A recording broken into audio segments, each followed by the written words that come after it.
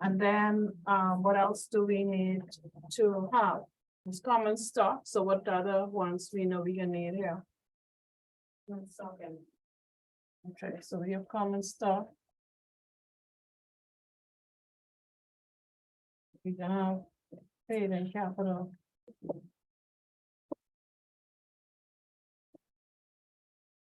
So now let's get to the numbers part of it.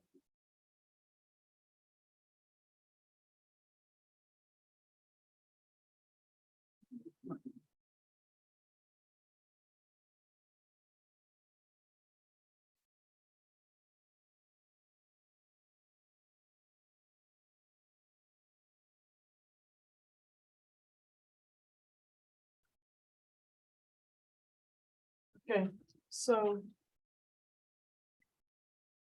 we know that we have 24,000 shares, common stock for land. What is the stated value of the common? Okay. So this one we could do easy because we know this gotta be based on the stated value, right? So this one we could complete.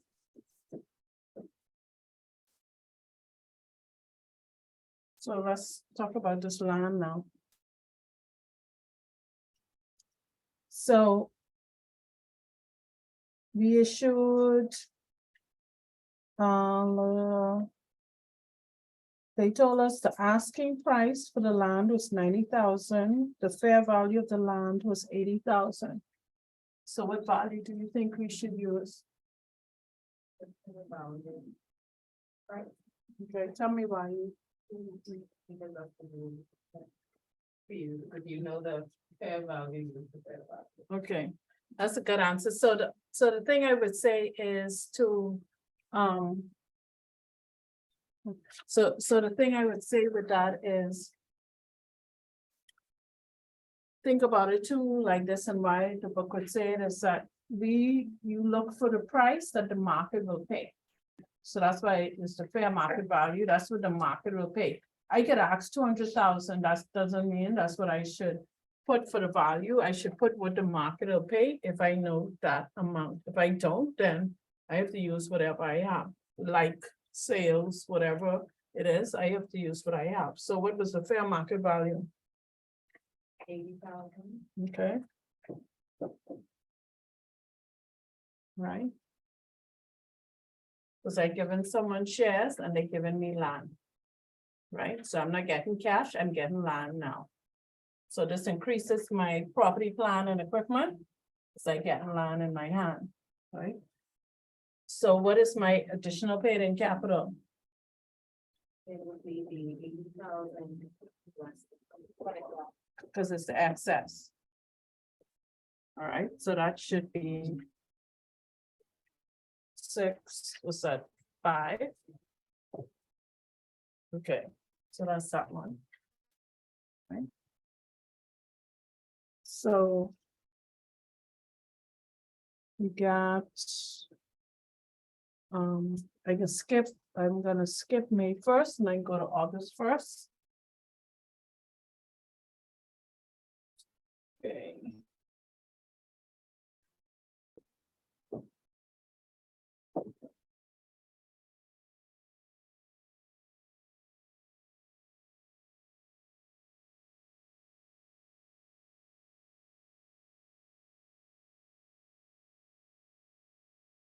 So we got August 1st.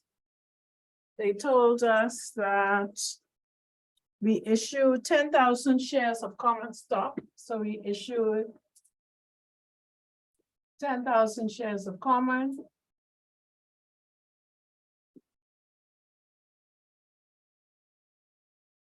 Right, and we issued them to pay attorney fee bill of 50,000. So we issued them to attorneys, so we gave it to our attorneys and to pay for our legal fees. So attorneys for legal fees 50,000. So before we issued, we got cash, I'm sorry, before we issued, we got cash in our hand. The second time we issued, we got land. Now, we using it to pay somebody a bill. They gave us a bill for attorney fees, we didn't have the cash, so we said we can give them shares instead of the cash. So the question you should have here is, how would we have recorded attorney fees before? If we had to pay attorney fees, what would our entry be?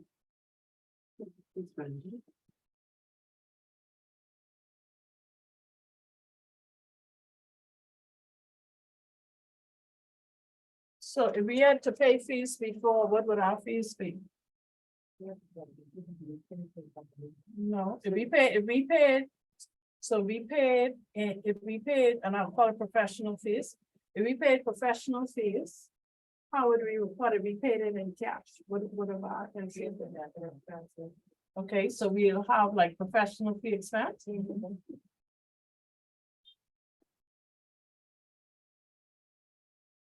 Another side would be what? All right. And we'll have it for 50,000, so that's what our entry would have been if we paid it in cash. But we didn't pay it in cash, we gave them dividends. So what should our entry be here?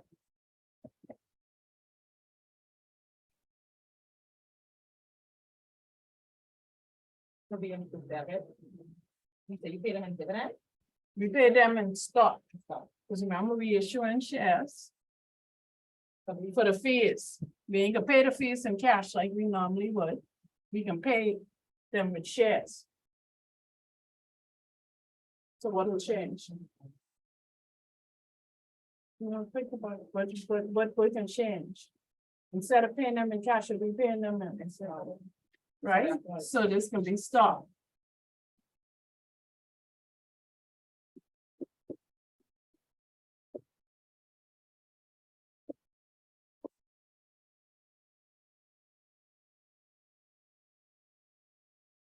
Right? Instead of cash. We can still have this, because it's an expense, but we just ain't paying them with cash, we giving them stock. Right? So let's do the entry now, I just did that too. So what would our entry be here? Yeah.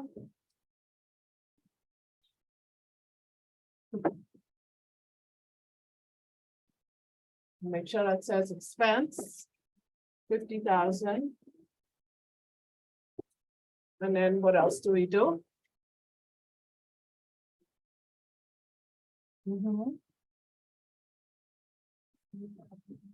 Because that's how much we gave them, right? Right. And what's the stated value? So we get 10,000 here. And our additional paid in.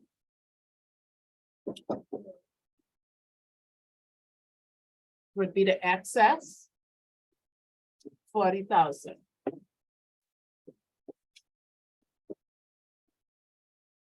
Everyone see that? Okay. So this would we would have, so if we just had to pay in cash, you'd have professional fees cash, would be paying it in common stock instead. So this becomes the entry there. Everyone good with that one?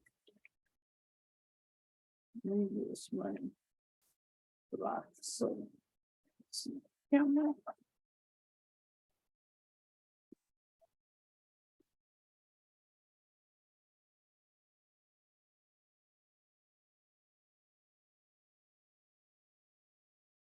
Okay, so. The other one I want here.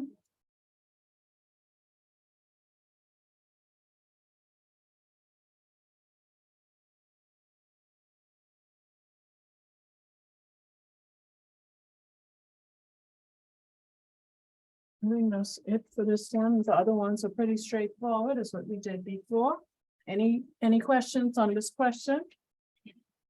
So if you haven't done it. If you haven't done it or you haven't sent it to me. You could go back and complete it.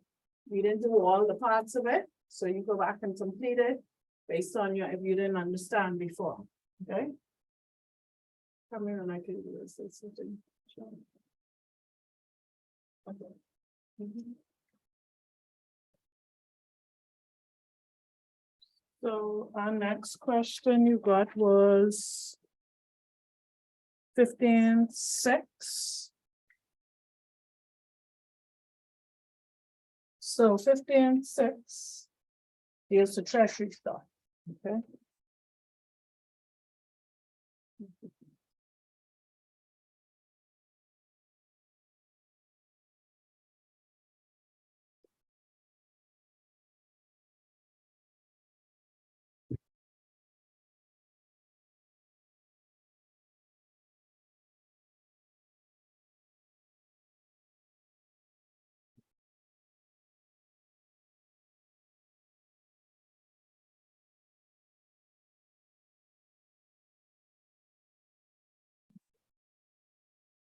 So here we are going to this. So normally on our equity section.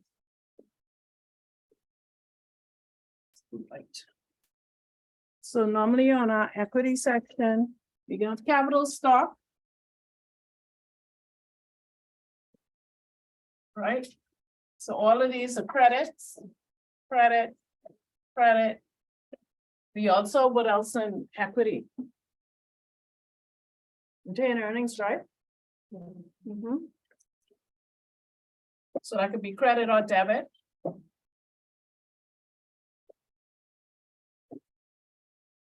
So you could have retained earnings. Or deficit. Okay, so that's when you have accumulated losses, and you haven't made a profit yet. And then the last thing you would normally see is treasury shares. And treasury is debit.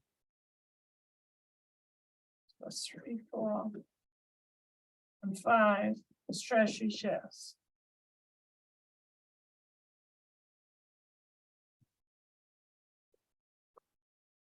So that's normally a debit. And when you read the material, you'll know that you could record treasury shares in 2 ways. You could record it, one way is cost, and that's the one we're gonna focus on. And then there's another way where we keep in track of the valuation going in. We're not gonna do that one. We're gonna focus on the cost. But it's important to know that there are 2 methods to do it. So the question that you, this 15.6, yeah. So 15.6 starts out with, we do some purchases of shares. So they tell us for part 1, so Lindsay Hunter is authorized to issue 50,000 shares. So let's get this part right up here.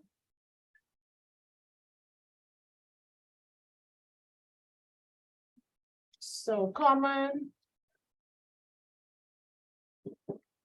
So the amount that's authorized is 50,000 shares. And they are $5 per. Okay.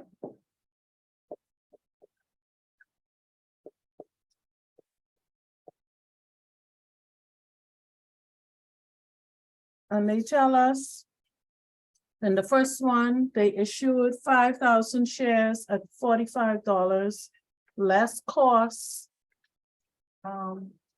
Related to the issuance of stock totaling 5,000. So a couple things in here we haven't done yet. So we are issuing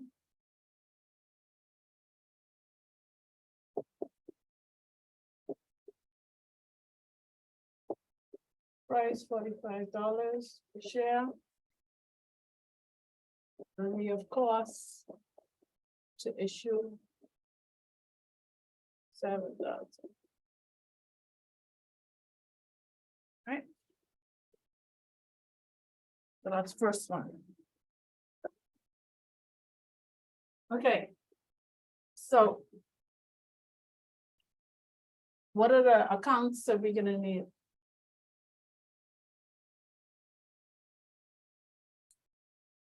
What are the accounts that we normally have here? Yeah. Okay, cash. Common stock.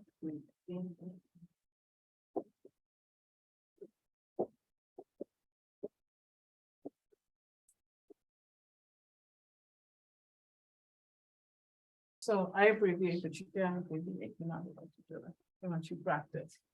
So cash, how much should we get in cash?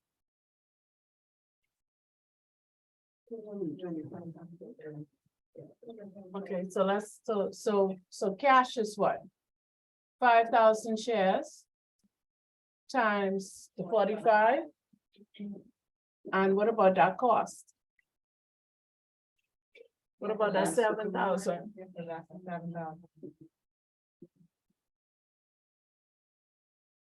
So how much did we really get? 218. Yes, 218. Okay. What's our common stock per share? Was the par? 5,000 times $5, right, at the top? So our par should be 25,000. Yeah, Yes, 5. 5, the par times the number of shares. So our additional paid in capital is the excess, right? Mhm. So we got 218 minus 25.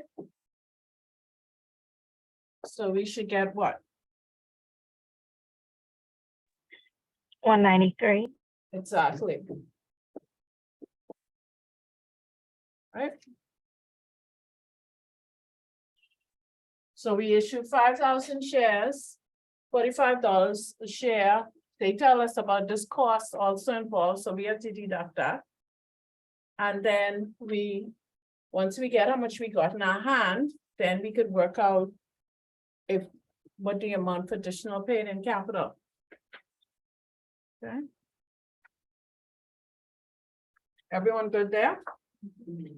Okay, so part 2.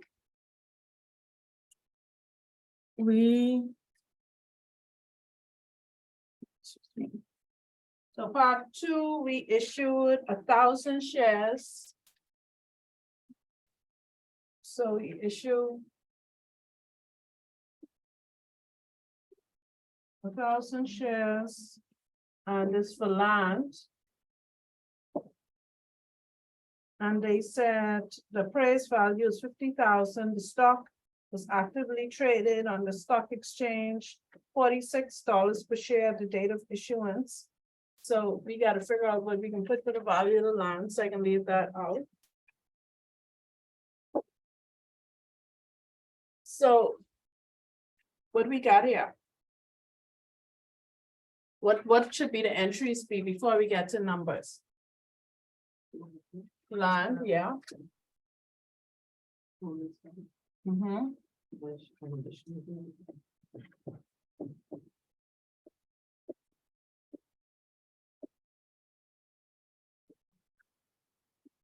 So one thing when you do an accounting, do what you know first. Do what you know for sure. Don't try to figure something out you uncertain about. Put what you know first on a piece of paper. Because that can help you with what you need to figure out. So what do we know for sure? We got 1,000 shares. And what the par is 5. Yeah. So we know this part for sure, right? Everyone good with that piece? So now we get to the land. And they gave us some information on the land. They tell us that the stock is actively traded, the value, and they give us the appraised value. Which one you think we should use?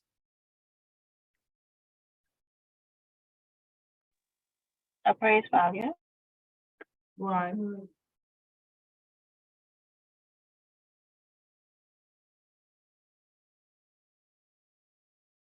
Remember what we said in the previous question? market. Sorry, the other figure, not the appraised. So the other one is market, right? Cause Yeah. they said it was on exchange, that's the market value, right? So whenever you have that market value available, you gotta take it, that's why they gave it to you. Right, appraised don't mean market. Now, if all they had was the appraised, you might have to use that, but they gave us the market as well. Right, so they told us that the value of the shares were $45, so we got 1,000 shares. And we know that the market value of those were 46. Right? So this the value, we can put the land at. Okay, because if we went out on that market and we sold those 1,000 shares, we'll get 46,000. So that's how much we saying that land is worth. We giving up those 1,000 shares, because that's what the market is willing to pay for the shares. So our additional paid in capital will be what then? 46 minus 5, yes.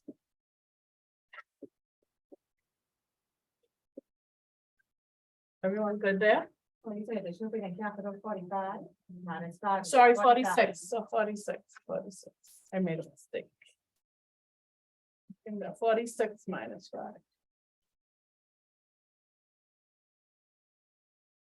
Okay. Everyone good with that? Okay.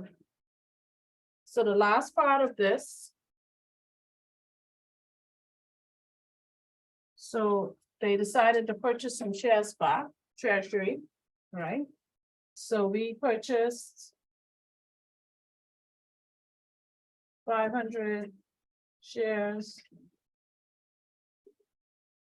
for treasury stock.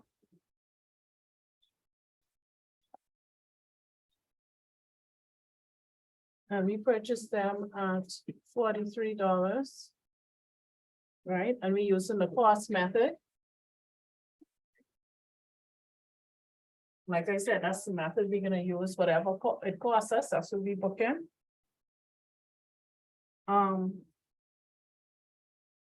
So what would our entry be here? What did we get in, what did we have to pay for these shares? Now we purchasing it. We're not receiving cash, we had to go there and buy this in cash, so. What is the cost to us? We debiting cash. Okay, so that's correct, not debit, debit is increasing cash, right? Sorry, we crediting cash and debiting treasury stock. So we got cash and we get cash, so cash can be the 500 shares that we buying back, right? And the cost of those shares is 43, right? So that value is what?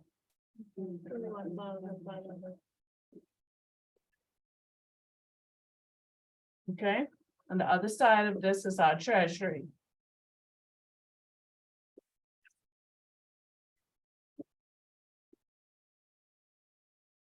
Okay, and now this is a debit.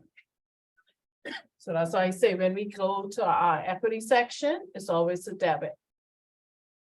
Right? See, common credit. This one is a debit, because we buying it back. And it go in the opposite direction to our common stock. Right. Any questions on that?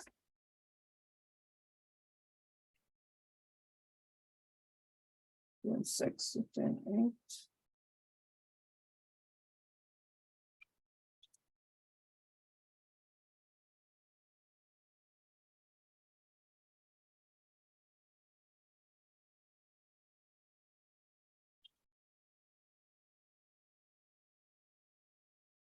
Okay, so. Y'all good with this? I can take this off? Let me ask you on the bottom part of it. Okay.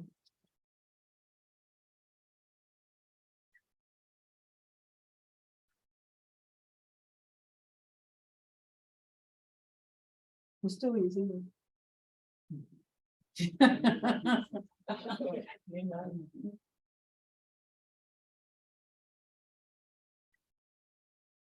I think y'all get this thing. Anyone who walks through the question? You better understand it, and you have to use the system where you say, what do I know, right? And you get a rhythm to it where you know, okay, I'm issuing, so I should get cash. And what the entry should be, so we went through all the scenarios where you issue for cash, you issue for land, so land could be equipment. Instead of land, it could be, I can issue it for equipment, we did one that was an expense. So it was lawyers, it could be other expenses, it could be accounting fees, and I give the accountants shares. So don't ever get tripped up if you don't see, okay, attorney's fees, and you see accounting fees, same principle, it's an expense. And then we had one where they had costs to issue, so we have to deduct that from the total we get. Right, so that's how we handle that. We dealt with valuation, so we get land, what value do we use? So that was to help you when you have those scenarios, and then the last one was treasury, if we buy it back. Right, what would the entries be? So I'm good, I could take it down? Okay. So now we're gonna, so 15.8 is testing whether you really understand it all. Because it's correcting some things. So if you understand it, then you're not a correcting. So Devin.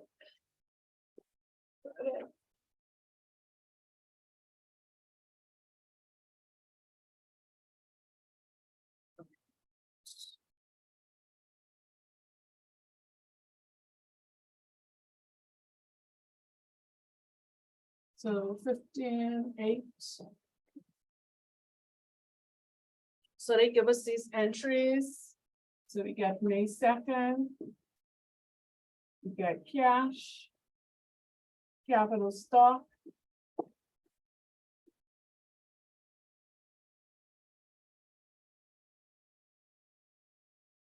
And then they give us a narrative issued. 12.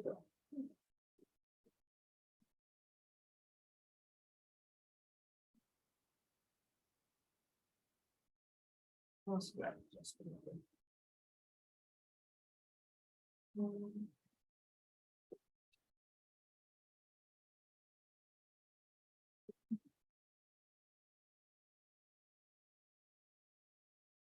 Anyone attempted this one?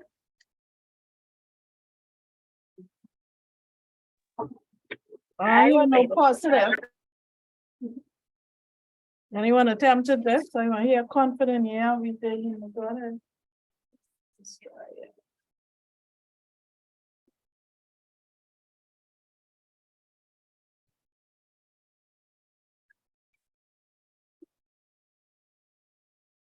So this one.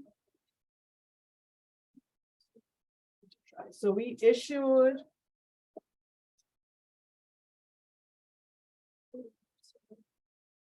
We issued 12,000. Shares.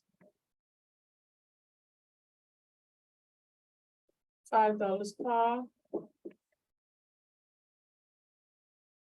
At $16 per share.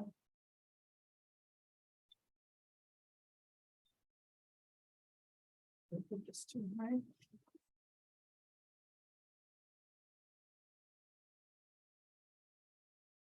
Okay. And we have cash, and we got capital stock.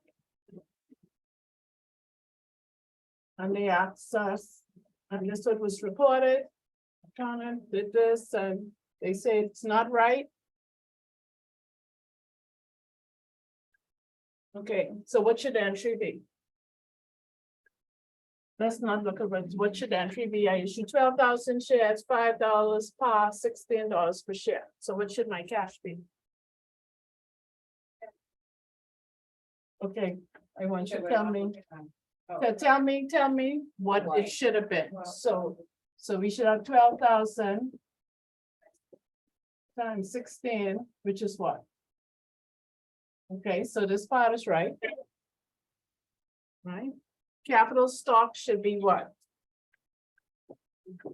12,000 times what? Five. The par? And that should be what? So this part was wrong. And then what else we needed? Then you pay the capital.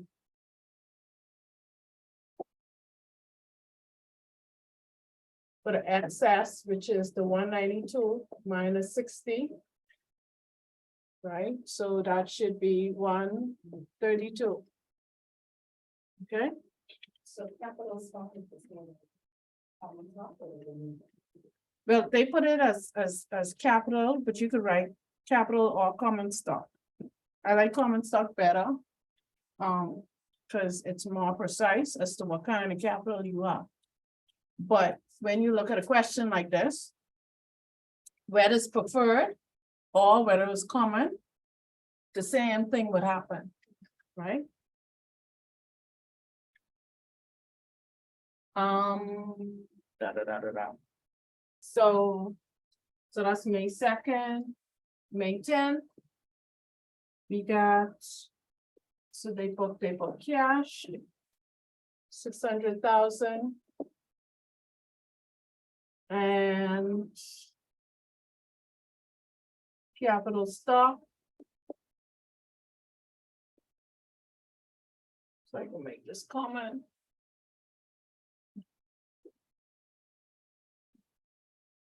Okay, so we should be absolutely clear. So capital stock, we got 600. And here it says issued 10,000 shares preferred, $30 par and $60 price per share. Okay, so let's see what's wrong with this. So first part, cash, what should cash be? How many shares we got? Times the par, so not part of price. Okay. So this part is right. Okay. So our capital stock, they issued what? Preferred, right? So let's be absolutely correct. Let's change that to preferred. Since you can be precise. Preferred. And what should that be? Times the par. Right? So this should be instead 300. Okay, and do we have additional pay then? Yeah.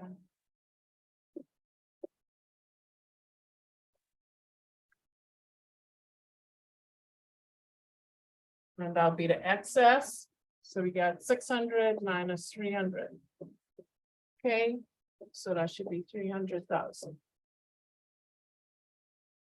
Okay, everybody good with that? So then on the 15th.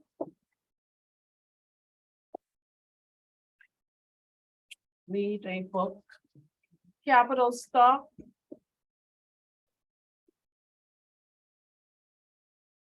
Then cash. And this is to purchase 1,000 shares. Common. The treasury.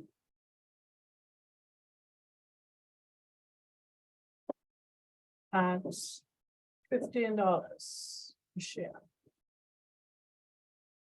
And they booked this one at 15,000. And 15,000. Okay. So what would our entry be? This is to buy treasury shares back, right? Okay, so the cash part is the cash, right? Should be a credit. Okay. So when you have a question asking you this book correctly, check to make sure the debit and credit is right. Like what, if it's cash, should it be a debit or credit? Because that could be wrong. The amount is correct, description is correct, and then do you have all the accounts? Right? So cash, we got 1,000. And this was at $15, so this is right. So this part here. Does this just go back as common stock? No. it's a very small. Yeah.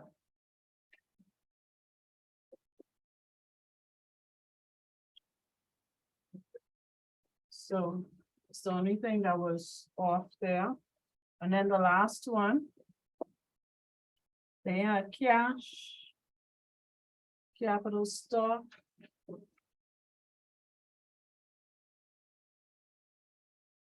And gain. On sale. Of stock. And this was 85. 5. 35. And the details of this was, I sold 500 shares of treasury stock. Treasury at 17 per share. So this one is new. You didn't have this one before. So Before you go on, Mhm. when you purchase 1,000 shares, how much? For the treasury, how much treasury you have that? yeah, so you purchase 1,000 shares of common for treasury. Right? So you're buying back common stock. And so for the treasury, so treasury shares, that's the way they describe it. So I purchase 1,000 shares. See, 1,000 treasury. see, I just trying to, I can see the wording, because they can switch wording around, but it means the same thing. So when you doing treasury shares, you're always purchasing shares back, right? The minute you see purchase, it's treasury shares. Right. And so how they describe it, because I just took the narrative they had. So you purchasing 1,000 shares of common, right? Because you go into the market and buying the common shares back for treasury. So it's like you have that's why it's called treasury shares. You holding them in treasury, right? So that's why it's described as treasury stock. So this is just a way of describing the treasury shares. But once you see purchase back is treasury. Right, this the key word, because when you doing that, you issuing. First time is issue. Buyback is treasury. Right. So now we selling some of the treasury, we putting it back on the market, right?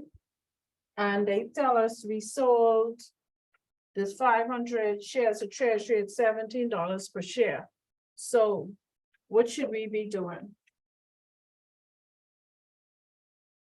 So we have these treasuries, so we selling half of these, right? So let's deal with each part. So when we sell something, we get something in our hand, right? We get in cash.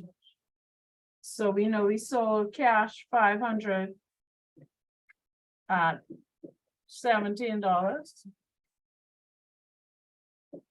which should give us 85. So we know this part, right? So the next part we can deal with is the stock parts of the treasury. So the first thing is to saying the right thing, right? Because it's coming out treasury.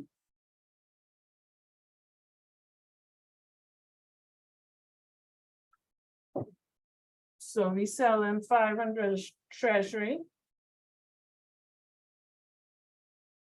And we paid $15 for them, right? So what should this be?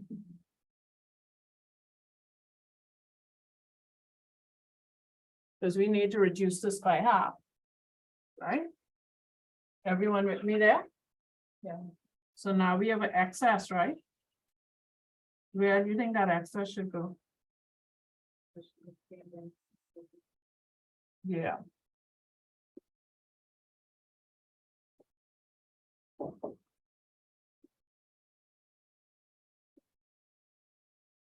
Additional paid in, and that's where we put our excess. So our excess is 85 minus 75. Give us 1,000. Okay? So now this is the correct entry.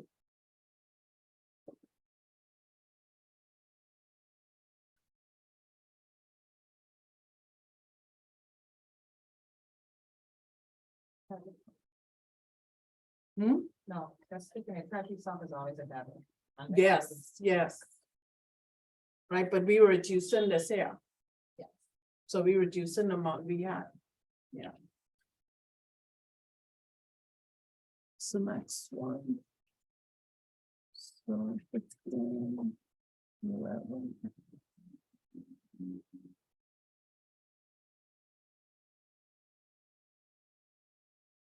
So question 1511 is they gave you a table and we can just do 2 on the table. I just want to show you, I want you, if you, anyone attempted that one? Okay. So this one testing to make sure you know how accounts are impacted. And what causes them to increase, decrease, or if it has no impact on the account.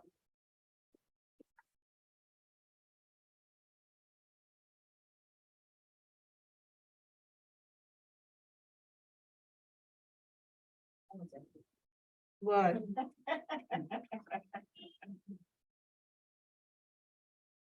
They're like once like it's just no numbers, you can't decide if you get it right or wrong. So we have item. We have assets. Liabilities. So this like the accounting equation.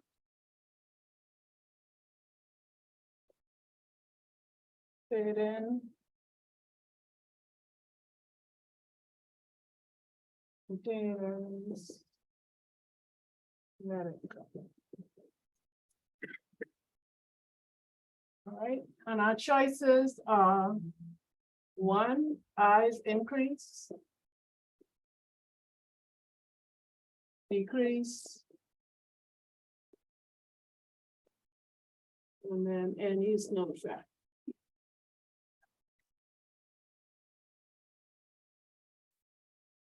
So this something always to be cognizant of. If you ever get a question, I've never done it with you because I've not taught you before, but I've had exams where I gave the table and I gave it to persons and they did something completely different, never used the table. And that just blew my mind. And I said, use the table to respond. So I've learned, put in no homework questions, so everyone see it before. And still some people do their own thing. But I know y'all ain't gonna do that. So item, let's start with item 1.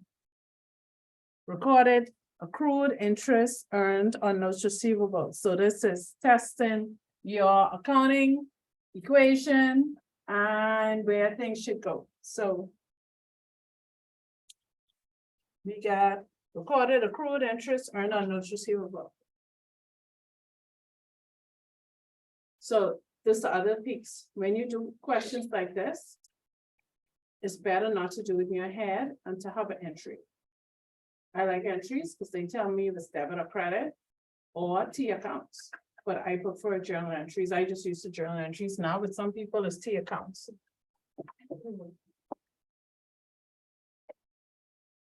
So if I record accrued interest, what do I do?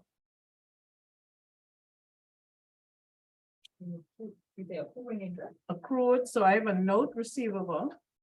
And the first one says recorded accrued interest. So to record accrued interest, so that means I earned it, right? So I gonna have interest income. Because I earned it. And the reason I accrued it is because I didn't receive it yet. So I don't have no cash. Right? What am I doing? Oh, yeah, I put this higher. So I know I have interest income. Debit. And income is always a credit. right? So I have interest income, so my accrued interest. I have to accrue interest because I didn't get cash. If I got cash, this will be cash interest income. If I got cash. But I didn't, right? Everyone here with me? Yeah. Okay. So if I have my entry and I know this is the entry to accrue interest. I could answer some questions up here. Is it gonna affect the asset side? Yeah. This receivable. So it's increase or decrease? Increase. Okay. So the other thing, when you get a table like that, put things like this on top of it. So it help you know. What is going to increase it and what is going to decrease it, okay? So we got an increase here and then where's the other impact?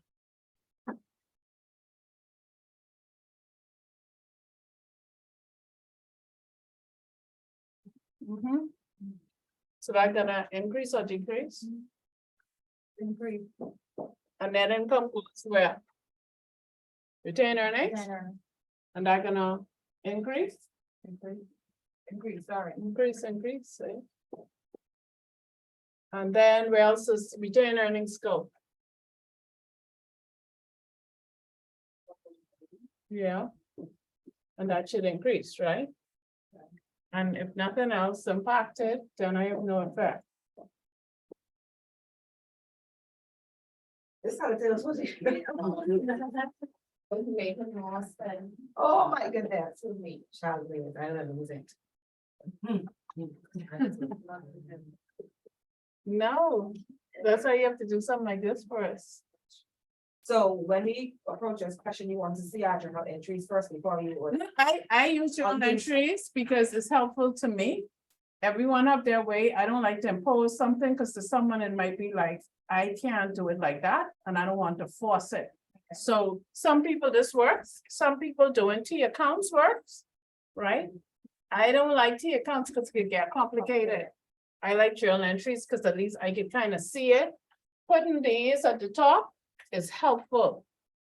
Because I know, so this normally retained earnings is a credit, so I'll put credit there. Because you only get too much loss situation. So I know this is the case, assets, liability, stockholders, equity, and I could put a line there, right? Because, debits, I'm sorry, this asset should equal these two, right? These three are components of this. Yeah. So you need to remember relationships, right? So once you remember relationships, then it makes sense. So let's do, you'll do 3 of these and then I can leave you all to do the rest. So.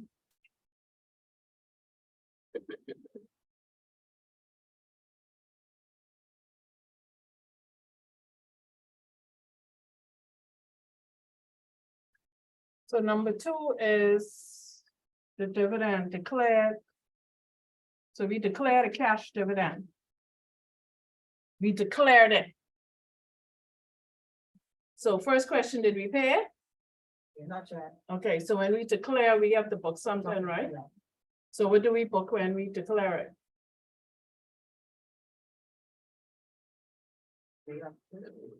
We have a payable, Yeah. okay, so we have a dividends payable. And payables are normally what? Debit or credit?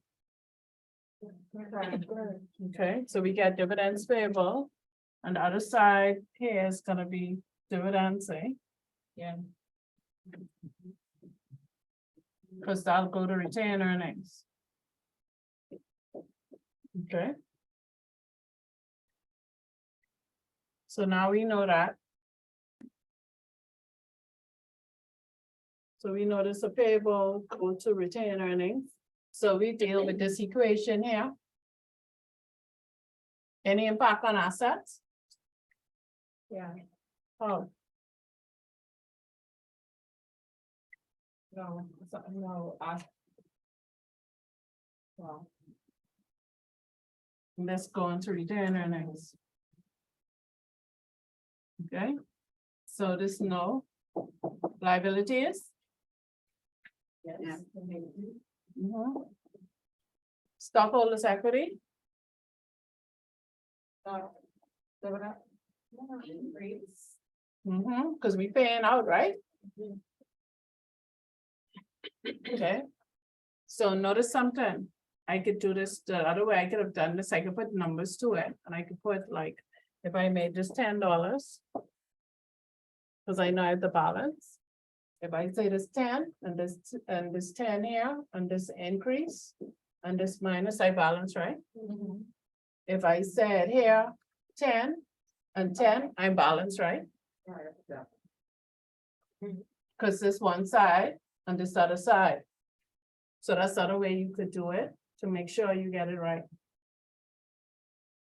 So on this side now, what happening over here? Any impact to paid in capital? Is this a stock entry? No. Okay. Paid in capital, only one question you gotta ask, is there a stock entry? Am I issuing shares? Am I selling treasury? If I'm not doing a stock entry, I shouldn't be touching additional paid in capital. That's the only thing that you see us touch it for. A stock entry, preferred, common, or treasury. Only stock. This don't involve none of that, so it shouldn't have any impact. Retained earnings. Yeah. Yeah. Income. Dividends don't go to income, right?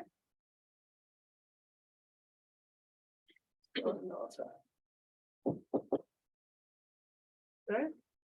So there's a question like this, you gotta know, one, your entries, you gotta know which accounts they impact, because it really testing if you understand the relationships. Let's do another one. So we got. So I like this one because it's tied to this. So 6 is you paid the cash dividend declared in item number 2.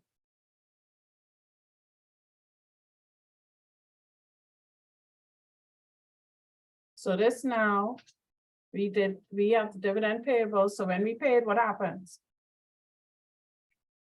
What's the entry? So this was declared.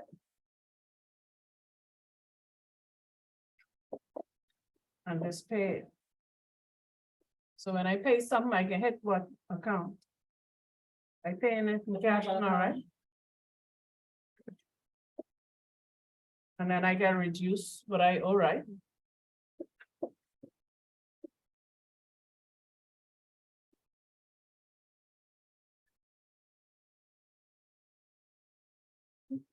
So what should be impacted there?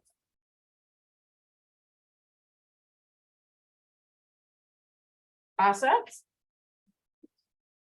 Decrease or increase? Decrease, right? Because I paid out something. Liabilities, increase or decrease?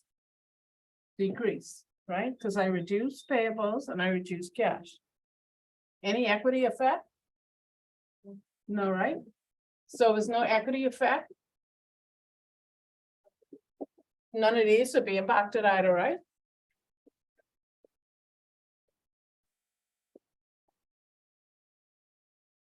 Okay. So I'm gonna leave the rest to you. So you could deal with it. So remember that some of them, it may have no impact against anything, because it might not be any entry to book. So don't always feel when you have a question, this might be an entry to book. You gotta understand what happens when this event occurs. Do I do a memo? Do I just note it? Or do I actually have a transaction? So that's 15. 11. Okay, 17. Okay, 17 was just Once you practice doing a disclosure for the equity section.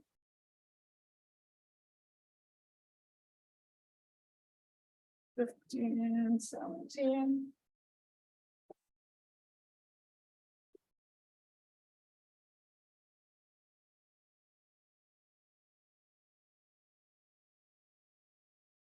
Okay, so this question, it gives you a trial balance. So a couple of things to note. Because the question gives you all this information, doesn't mean that you have to use all of it. Okay? That's the first thing. And so they are asking you just to do the stockholders equity section, so you're not doing a whole balance sheet, you're just doing the equity section. So if I had to do the equity section, couple things from the question. Where I'm gonna start, they told us, prepare the stockholders equity section of Bruno's balance sheet at December 31.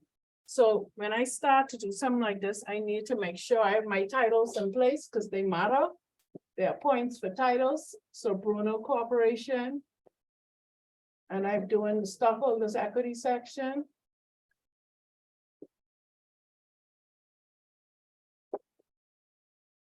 And I am doing it as of a certain date, so they tell me 31st of December. December 2022. Catch that. Uh-huh, I had the Bruno Corporation, I had balance sheet and I had the stockholders equity and then the date. okay, so, That's wrong.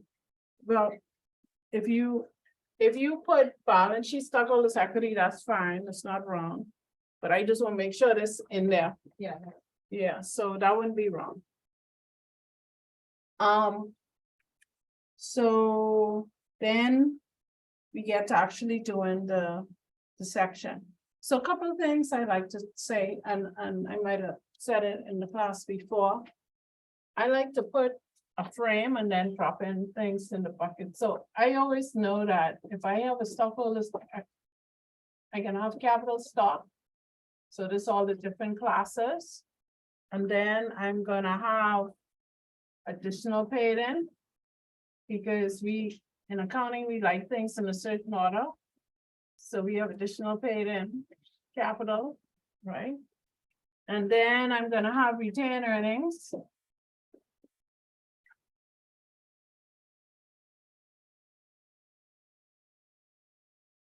Then I got return earnings. And then I should have treasury.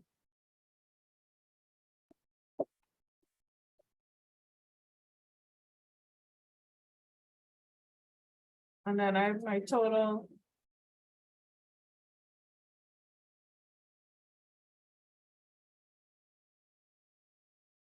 So if you have a question like this is how you should always approach it, that I'm gonna have all these things and then I'm gonna have this and you put your frame. If something is not there, the question don't have it, you could always ignore it. But at least you have everything there. You don't get points for putting something down that's wrong. You get points for what you put in that's correct. Right? So we have our frame. So when we list out things for stockholders equity, this is where we get into the details.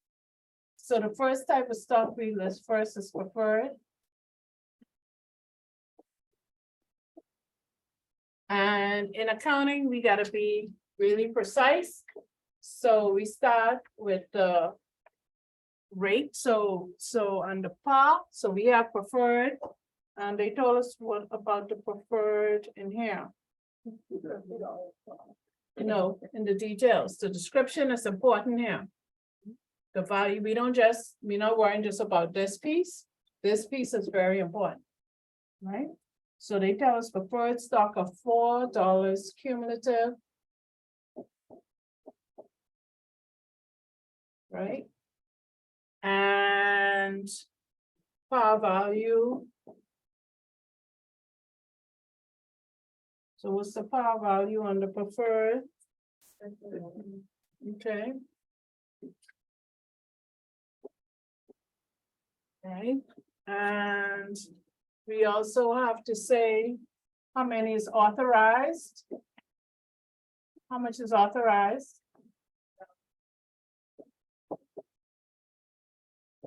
And issued and outstanding.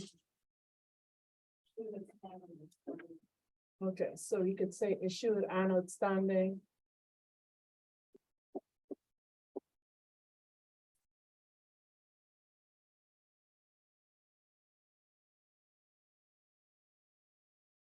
Okay. And the value of that is what? 50? 500, sorry. Okay. All of this is important. All of that is points. Okay, we are very precise in accounting with stuff like this. You have to say the $4 is the rate they're paying on the dividend.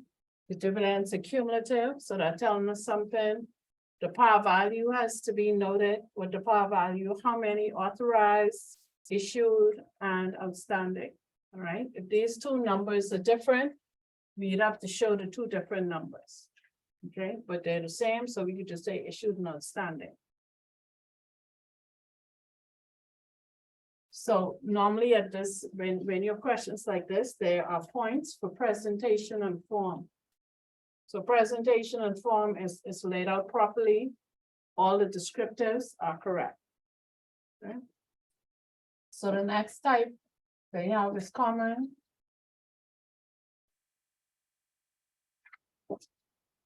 Right.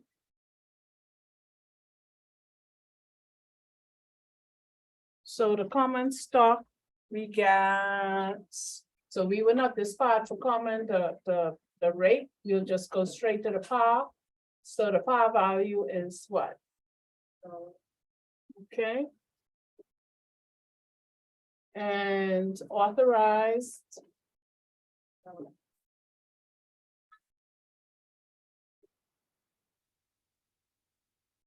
Issued.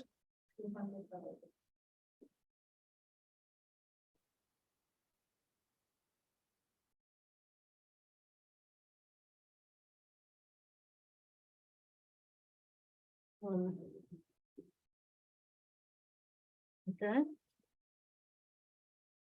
And our value here should be what?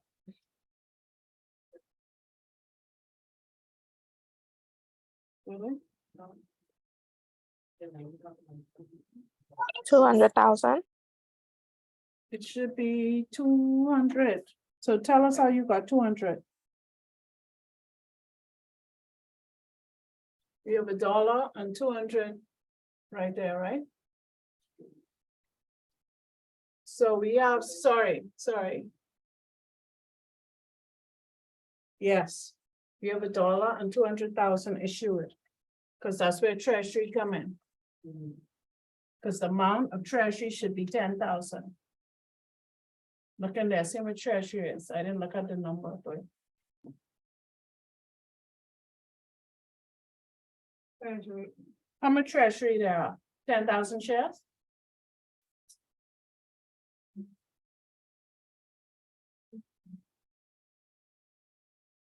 Treasury stock based on the. No, treasury stock, the shares, not a value.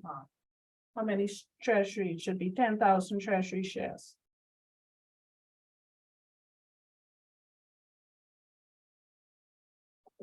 Okay,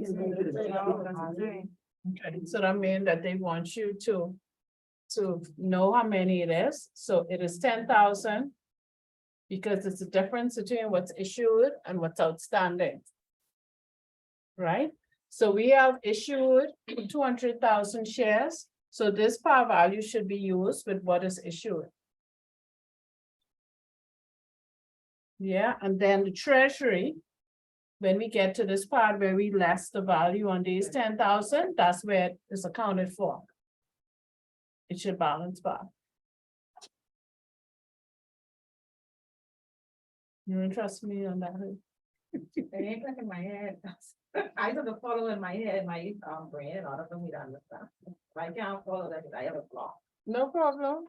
I want you to process it. I've been doing this a long time, so I know it works, but you just doing it, so you gotta process. So this is the par value times the amount that's issued. Yeah. Right?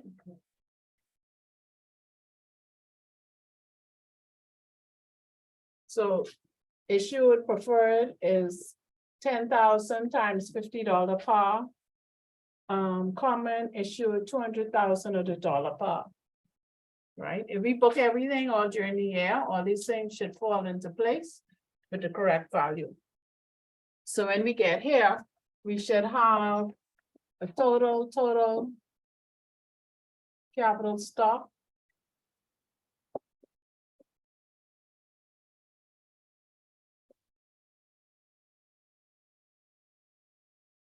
Okay.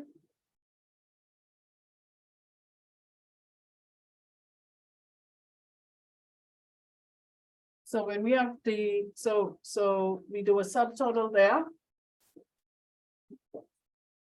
Okay, so the next group is additional paid in capital. We say additional paid in capital in excess of par. Okay. So we have some from the common stock.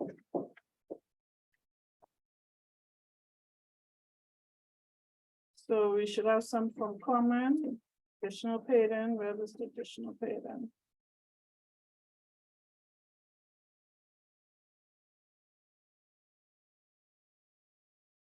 So we have 1.3, right? Yeah. Okay. So you get 1300. And we also have some from treasury. Right? Yeah, 107.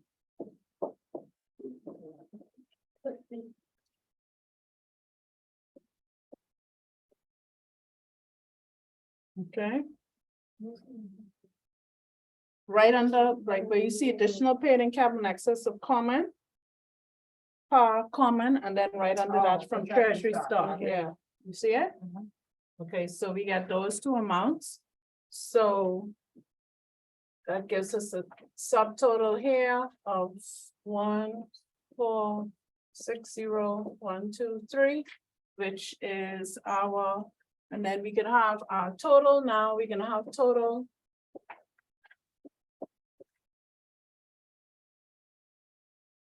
Paid in capital.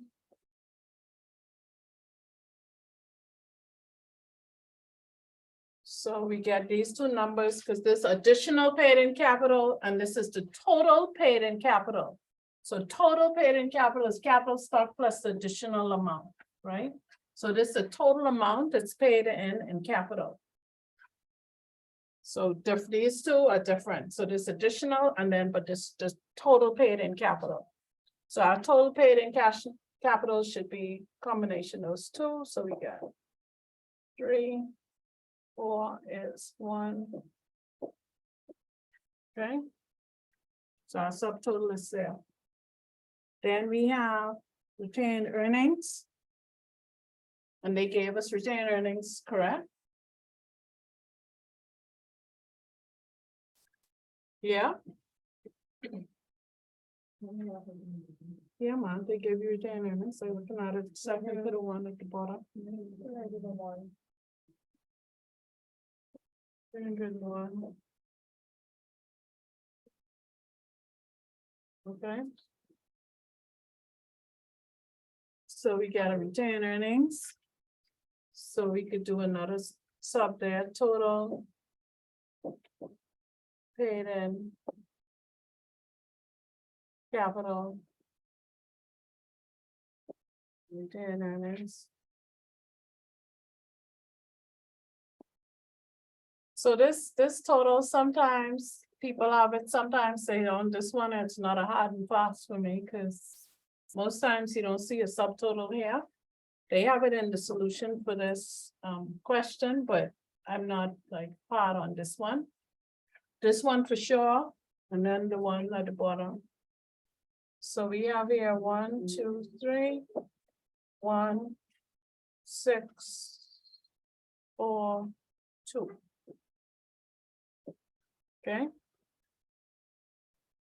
So now we get our treasury. So we less our treasury stock of 10,000 shares. Right? At cost.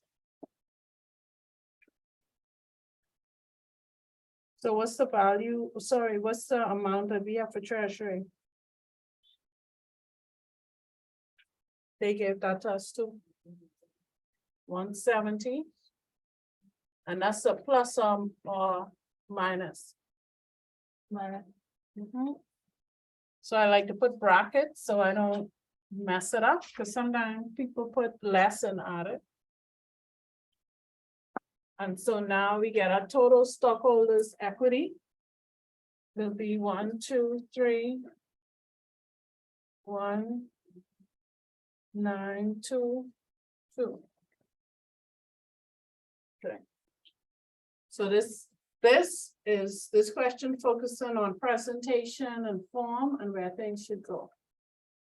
So you didn't really have to do so much calculation in terms of, okay, let me figure out what the retained earnings is, so let me figure this out. It's knowing where to put it and where the subtotals should go.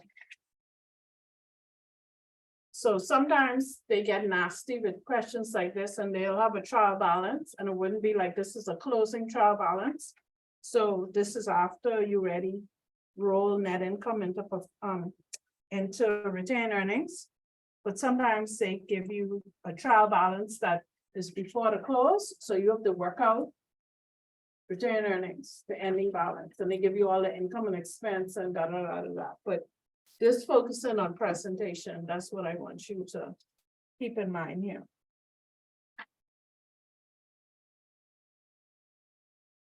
Everyone good with all of that?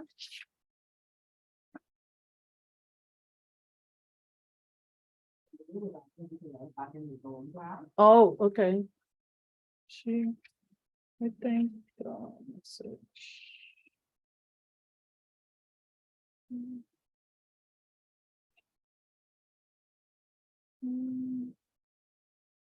Okay, great, thanks. Okay.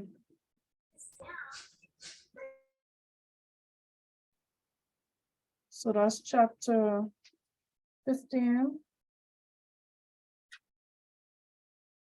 So the other chapter we looked at was 16. Y'all didn't get any questions. Y'all didn't give you some today, but we can walk through some questions for that so we could get an understanding on the Zoom call. This week, I spoke a little about it, and I'm going to talk a little about it, and then we will look at some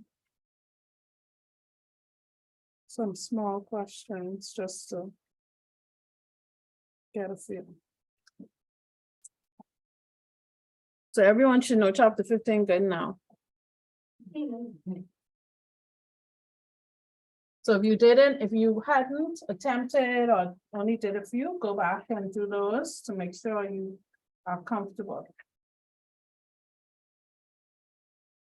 I could clear my board. Okay. Good.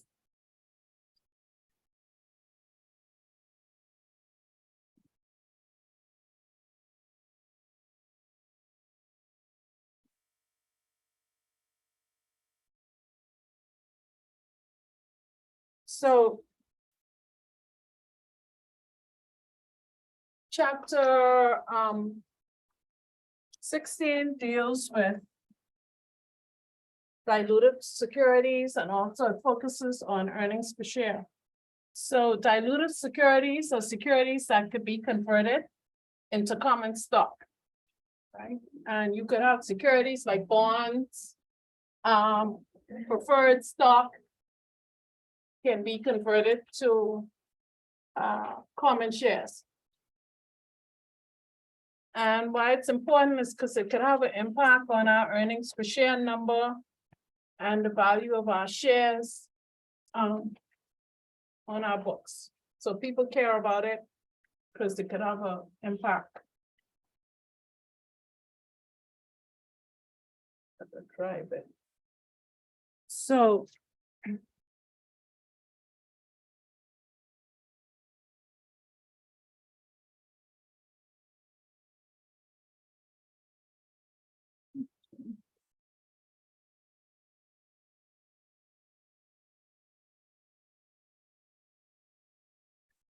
So the types of securities that we call dilutive, like I said, that could be converted.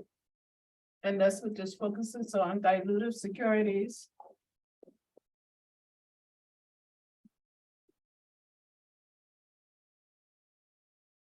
Right? So the common examples are convertible bonds.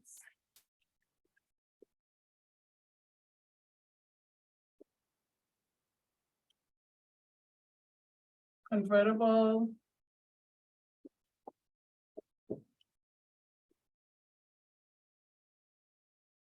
For its stock.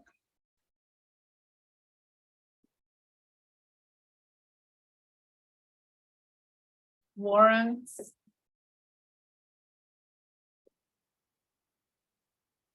And contingent shares.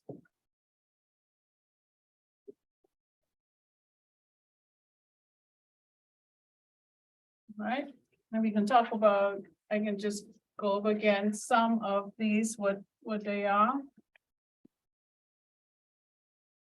And make sure review your text so that you are comfortable with those terms and terminology. So the first one is the convertible bonds. So normally they have a feature that says the owner of the bonds can convert their bonds to common stock at a particular time, right? And normally when we have this, you don't have a gain or loss when it happens, right? And we're gonna have an example, no gain or loss when we issue the stock. When it's recorded on the books. So I'm gonna give an example here. And so this is the first one you're looking at is convertible bonds. Okay. So we have this corporation and they have convertible bonds. And I keep saying convertible bonds because not all bonds are convertible. It has to be a feature in your bond certificate. If it's not there, then you cannot convert. So they have a book value of 3,200. And in this book value, we are assuming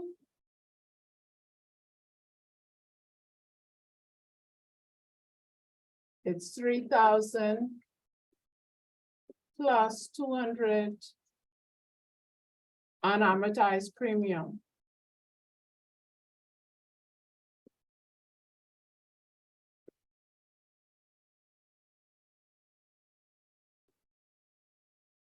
Okay. And these bonds are convertible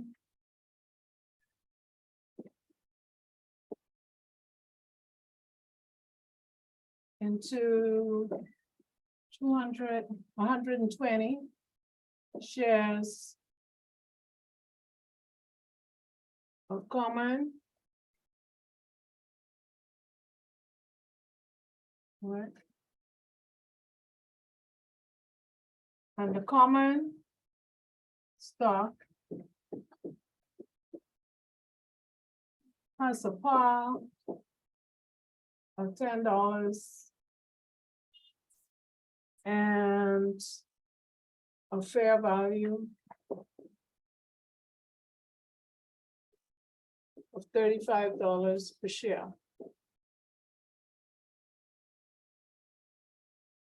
All right. So this is the fact. So we have this convertible bond, book value 3,200. Part of that is unamortized premium. So if you don't remember all that stuff, you could go back to the chapter on bonds. I think it's chapter 12 or 13 in that same textbook. And they could be converted into 120. Comma there, 120 shares of common stock. The par value is $10 and we have a fair value of $35 per share. Right? So again, whenever you have questions where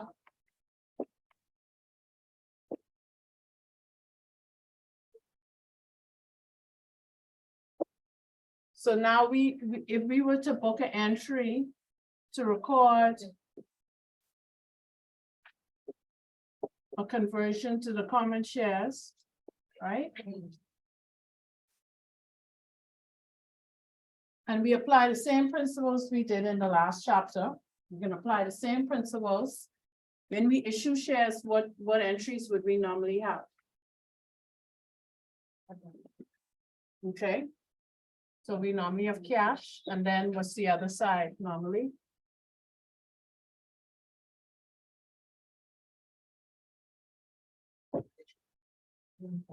If we issue shares, common stock, what would be the normal entry if we got cash? Common stock, additional trading capital. Okay.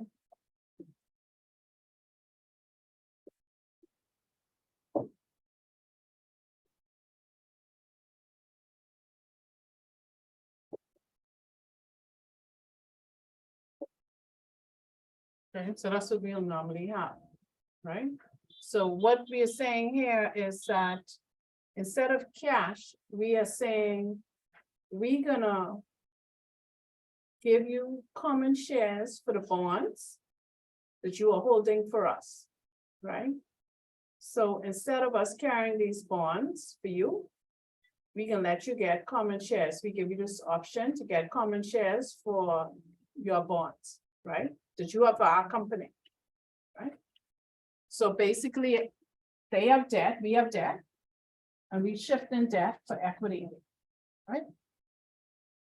So let's deal with this side, because this is what we just finished doing in the previous chapter.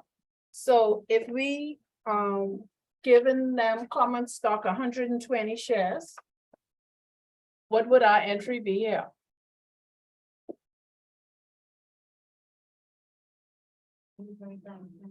Yes, because this is the par, right? So we'd have 1200 for our common stock, right, that they would get. Right?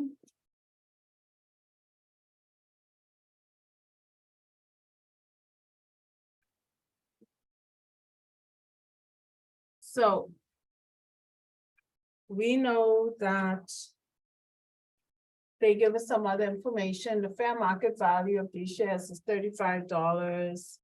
And they tell us about the bonds. So we take bonds. So instead of cash here, right?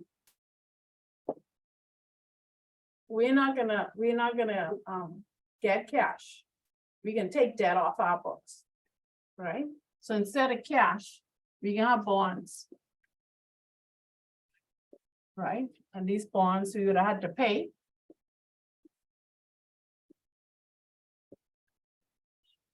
Right? Because if we put an entry, we put a debit to bonds payable, that'll get rid of our debt. Everyone see that? Because normally bonds payable will be a credit, right? Now, you know that nasty thing with bonds, they have either premium or discount. So they told us this one, they said assume that these bonds, they have $3,000. The book value is $3,000 and they have this unamortized premium of 200. So normally when we have this situation, right? We taken this off our books. So if I take some off our books and they tell us that's the book value, that's the values I have to use, right? Because I want to bring the account to zero. So I have bonds payable.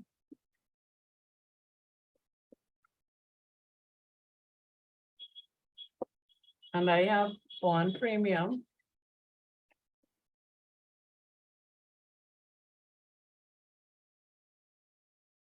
And this has a balance of 200. And this have a balance of 3,000. And I will bring this to 0. Right, and this is a credit, and this is debit.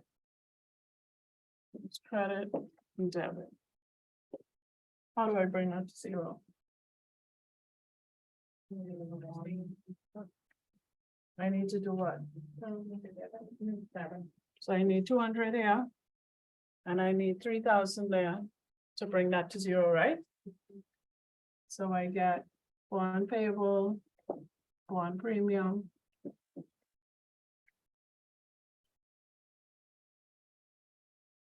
This is unamortized, right? So I need to debit 200 and I need to debit 3,000. That can bring me to 0 there, right? Everyone see that? So what's my additional paid in capital? The difference between 32 and down. Yes, it is the excess. Right, so that should be 2,000. Okay, so when we have conversion for bonds, we don't have gains or losses. So you see this thing where they say fair market value, we can ignore that because we ain't have no gains or losses. You notice we didn't use that, Right. right? So sometimes they give you these things in there because you can use it for land and you can use it for other things. You're not using it here. For bonds, if you decide instead of cash, I'm gonna do it for bonds, I convert into bonds.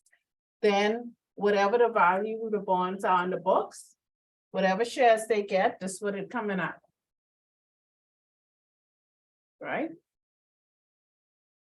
You have the common stock and then the additional paid in capital just gonna be the excess.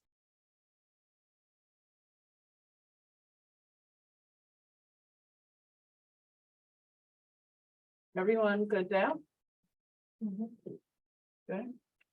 So I just want to show you what happens so you could see. So on your books, you had bonds payable and unamortized bond premium. Balance there, so I will get rid of it. And I will give them shares instead. So same like before, we're gonna issue the shares to them and we can get rid of the debt at the top, okay? Now, sometimes, what happens to get people to do this, because sometimes you have to give incentives to people to do this. You may have this thing, and I spoke about it at the last class by Zoom, that they may have a sweetener, something and some incentive. So when you have an incentive or a sweetener, you have to record as an expense. Suppose I said, I want to whatever amount or what kind of sweetener they will give. Whatever the incentive, say it was some discount of $10 a share or something like that. Right, say the sweetener was $1,000, I pay, then that would be recorded as an expense. If I give them a little sweetener, I would record as an expense, but this part of the entry, this remained the same. Right, but you could have a situation where you give them some incentive to do it. Because this is advantageous to you. If I get rid of debt and I could put equity, it's a huge benefit, especially if I still maintain my control of the company.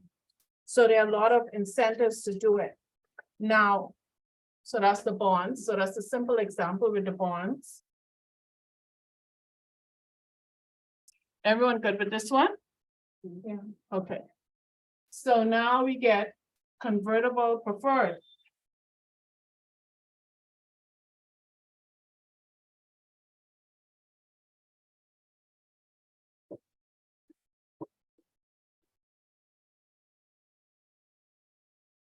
So just like the bonds, right, that we have, we'll do the same thing with preferred.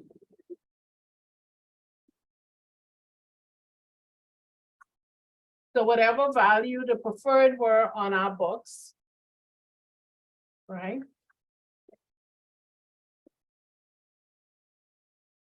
We'll have whatever the preferred stock is. Right? We're gonna take them off. Right? For how many we have, and then we're gonna have the other side common stock. Okay, I don't have an example here. I'm gonna do it because I have some in the questions. But it's the same principle. What I want to show you is that this piece, this remains the same, is whatever you getting for it at the top. So we had before in the previous chapter, cash, we had assets, land, equipment, all those things, we had services. Now we get the convertible securities, where they're dilutive, they call them dilutive, where you could get bonds, preferred stock. Right, because they on your books, but you moving them for common stock. Now.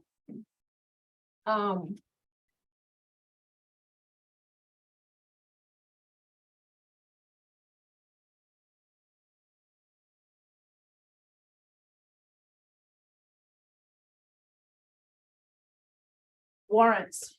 So we have this thing called stock warrants. So this will be new, because I don't think you would have had stock warrants before. So these are certificates, and they really entitle the holder to acquire shares of stock at a stated price during a stated period. So you can't do it anytime. You have to do it within a period, and you're gonna get it at a certain price. Okay.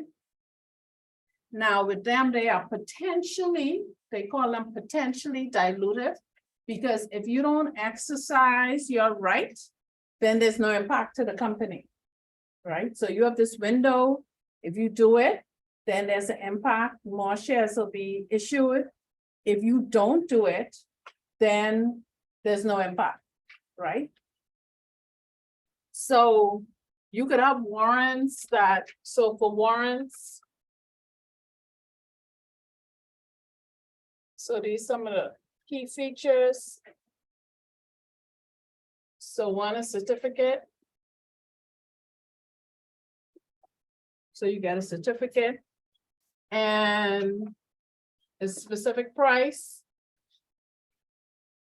So it's not specific price to buy stock.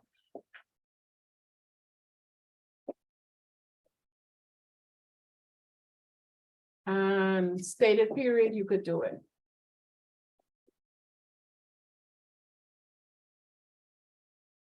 Okay.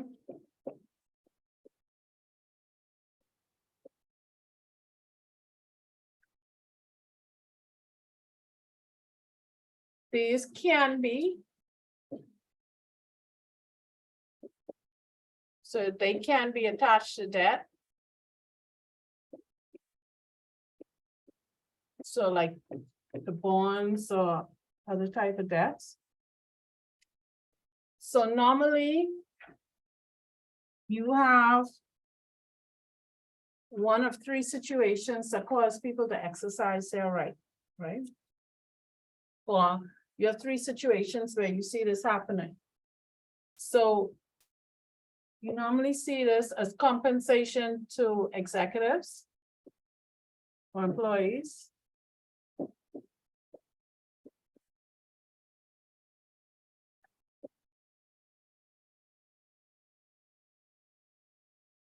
So you employee, your executive, and they give you this right to buy these stock.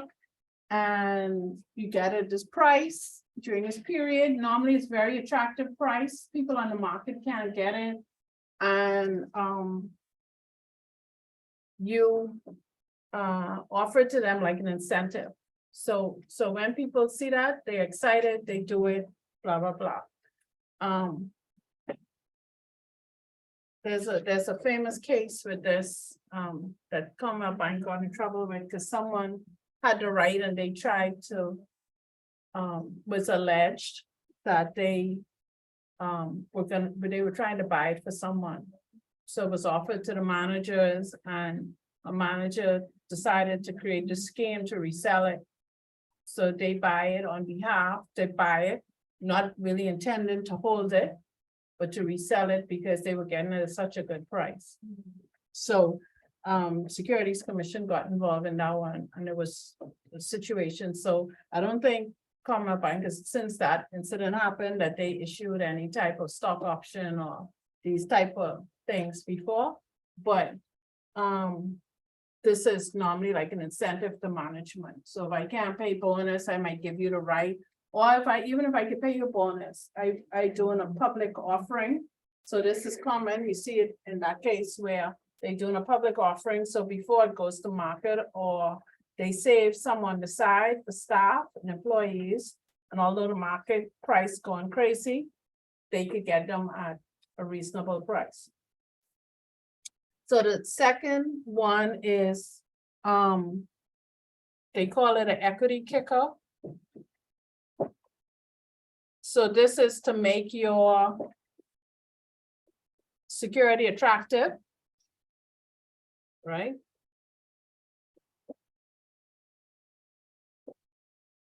So you're trying to attract investment in your company. So you attach warrants to it, because if people see that, then they may want to buy your security. And then the last one is preemptive.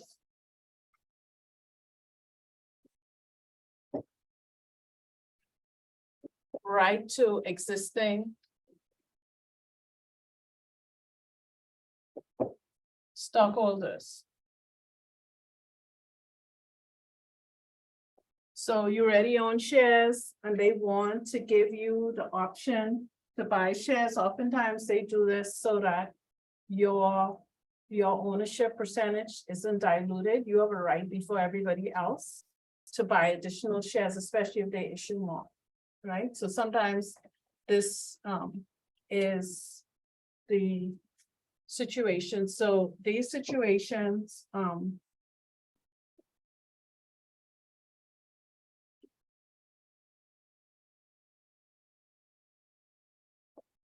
when you see the reasons, it tends to happen.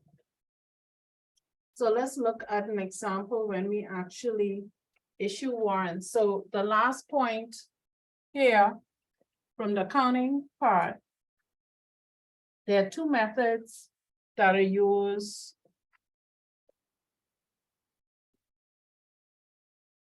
right to allocate warrants.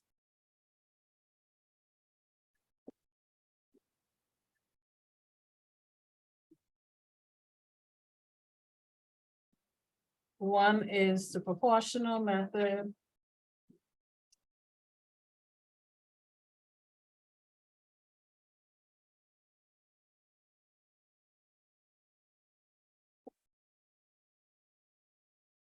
And be the incremental.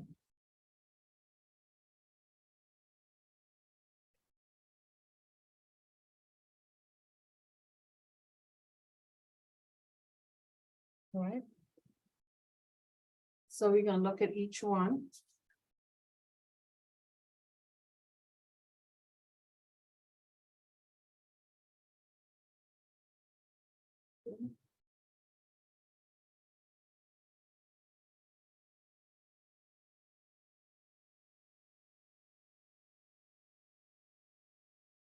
All right. So this is proportional method.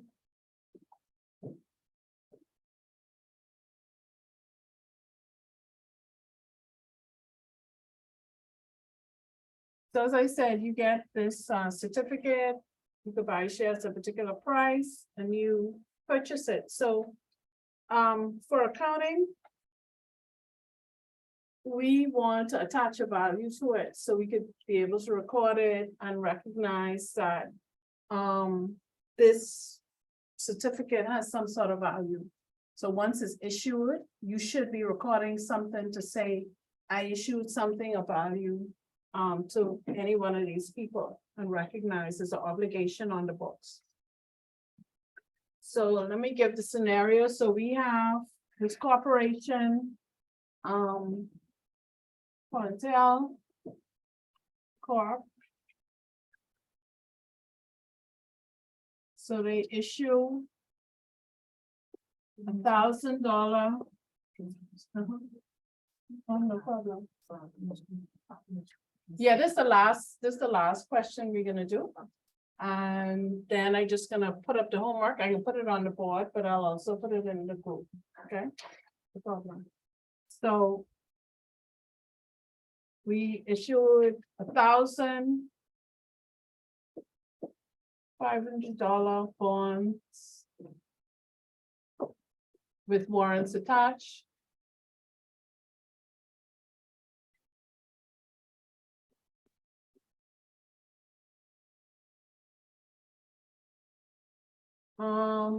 For Paul.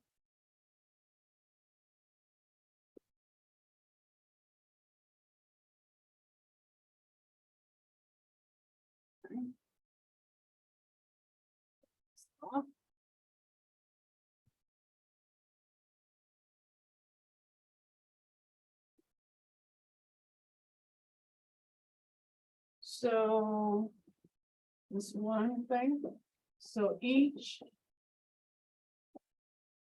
Bond. Has one warrant.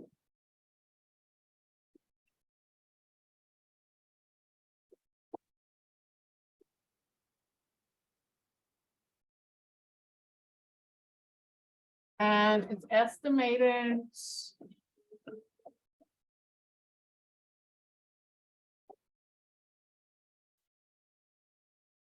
Bonds.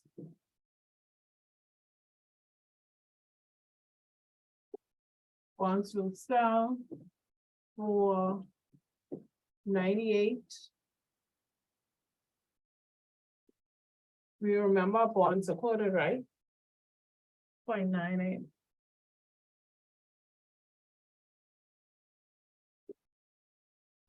Without. Warrants.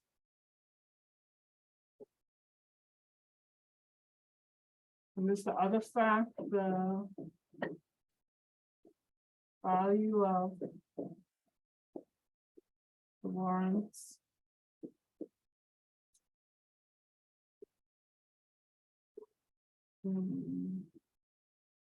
This is the market.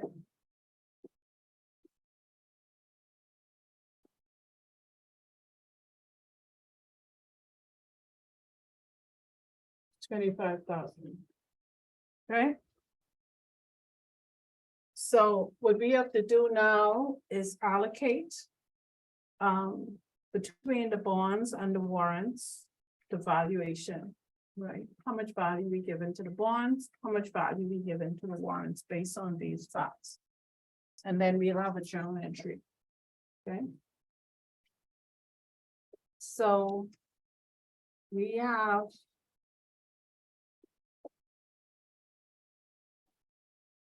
Your fair value. Of the bonds. And this without the warrants.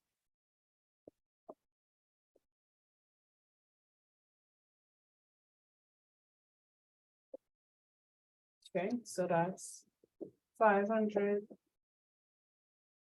Right? 1,000. So we have issued $1,500 bonds. Right, $500,000. And we times it by the value. Which they gave us without the warrants, 0.98. Okay. And we should get 490,000. So this is the fair value of the bonds without the warrants. Okay, they gave us this issued these bonds for par 500,000. 5 times that, they told us this is the estimated value without the warrants. Then we were told also the fair value of the warrants. And we told that is 25,000. Right? So we call this the aggregate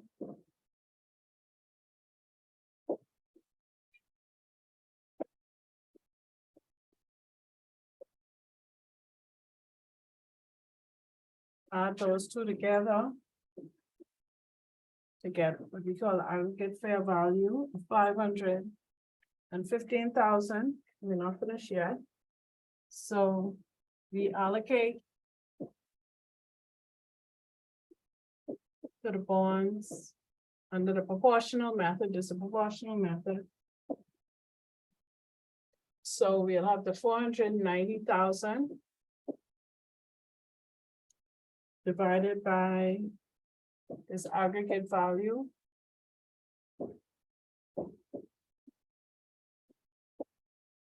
Times the par.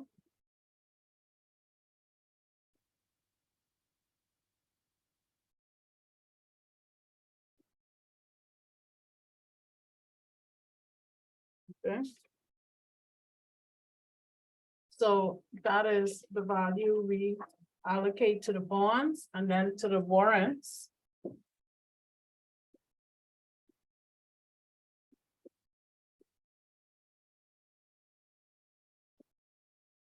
We do the same thing, we say 25,000.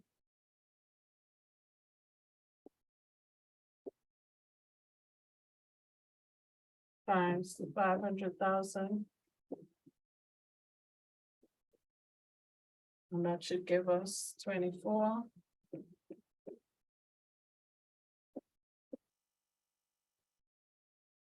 Okay. So here what we're saying is that we know if we issue these bonds and warrants, there's a value, there's a underlying value, embedded value because of that, that's perceived by the market. And we want to calculate what that value is so we can allocate properly the value, the right value to the bonds and then the right value to the warrants, because this certificate is worth something. This warrant we give for each bond is worth something. So what we're trying to do is calculate it so then we can record it. So our actual entry. Put the entry here.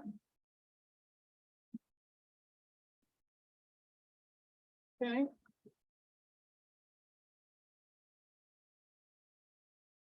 So this is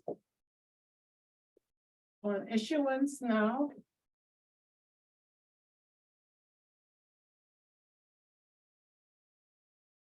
So when we issue these bonds that have these warrants attached, because that's the unique thing with this, warrants are attached. When we have the bonds with warrants attached, we will have our cash because we issue in the bonds. So we get our $1,000 bonds. Right, that we issue in 500,000.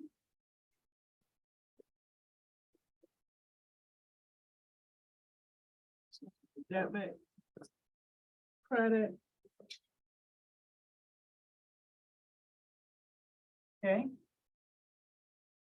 We can have our bonds payable.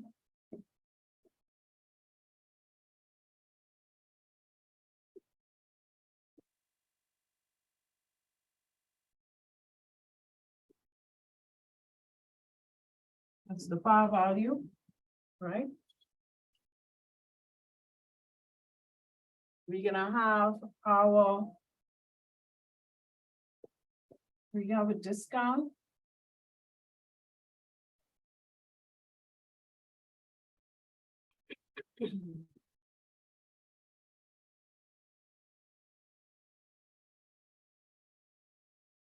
Discount on bonds payable. This is 24,272. Right, and then we're gonna have the last thing paid in capital stock warrants.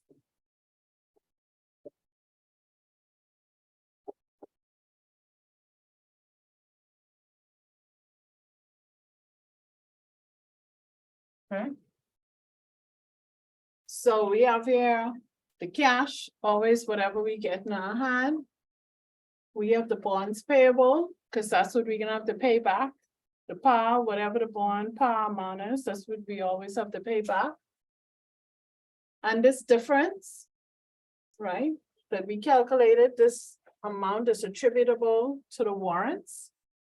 We record that as a discount on the bonds. And that goes to additional paid in capital warrants, because really what it's saying is that these bonds might be, we attach these warrants to it, so that's part of the value. So really, we kind of issuing these bonds at a discount, right? Because that's a little incentive there. It doesn't mean that these bondholders necessarily gonna take advantage of the warrant, but that is a value that is there. And when we use this proportional method, we have to calculate that value, this value, that's what we're trying to get at, so we know how to book this entry. And I'm gonna give you some questions in the homework so you could walk this out, right? The other method, the incremental, we're not gonna focus so much on and doing a calculation. This is one that I want to focus on. So just make sure you know that there are two methods and know the details, the theory of the incremental method. But the one for proportional, the same way we went through, I'm gonna give a question so you could walk through it. There's one more piece that deal with the warrants that are detachable, that are not necessarily attached to it. But we're gonna do that when we come back. I'm gonna write it. Yeah, stopped here, so I know where I stopped. We're gonna pick that up at next class.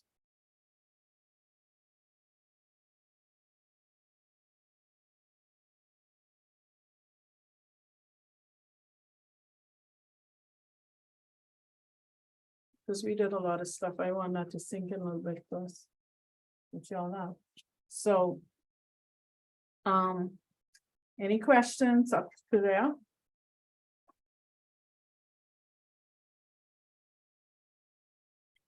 Everybody with me? Well, whatever I give you, I want you to try, because I always think it's good to try, look at it. I can put all the homework for chapter 16, not all of it you may be able to do, but I want you to try, and then when we come to the next class, we can go through them.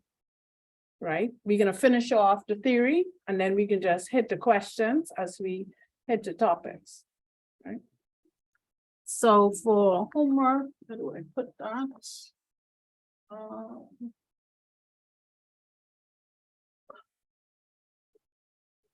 I know this is brand new, so the same like we should have done before. So I rather you, has anyone read the chapter yet? Okay, so I want you to read it, so you're familiar with it. So I put in questions, and some of these, like I say, look at it. If you could do, not do, but because I'm gonna go through them as far as possible. So see what you could do. And I'll put them by topic so you could see. And I'll also upload them in the on the classroom. So on convertible debt.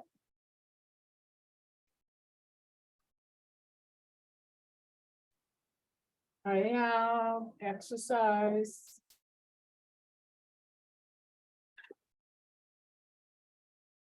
Six and 7. Chapter 16.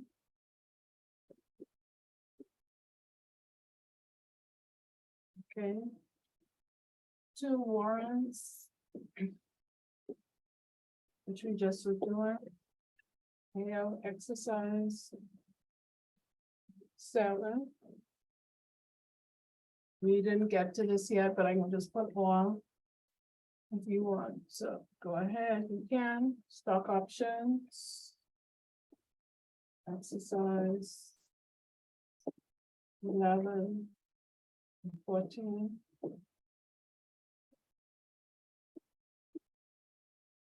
This earnings per share.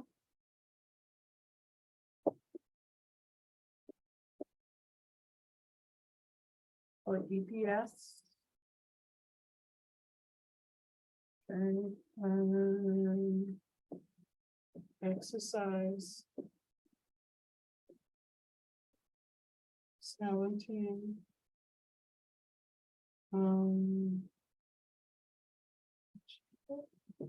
19. And then one last one. No. So. Those I want you, these areas we cover, this is gonna be familiar, the earnings per share. But what the earnings per share, how that's gonna be different when we do it next week, you'll see. We include now these dilutive securities. We have scenarios where if they were to convert, what would the earnings per share be? Right? So that's where this is gonna change. This is new, so the warrants, we did convertible debt, so we gotta do stock options. Okay? So.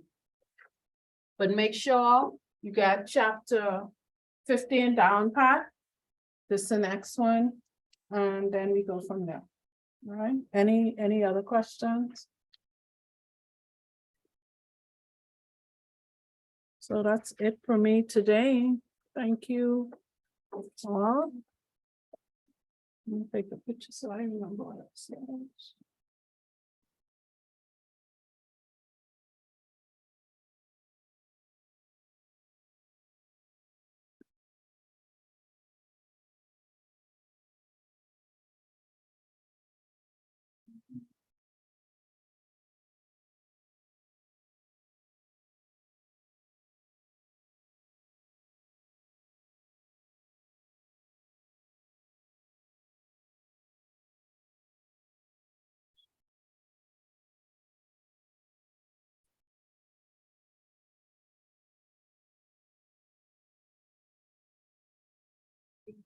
Okay.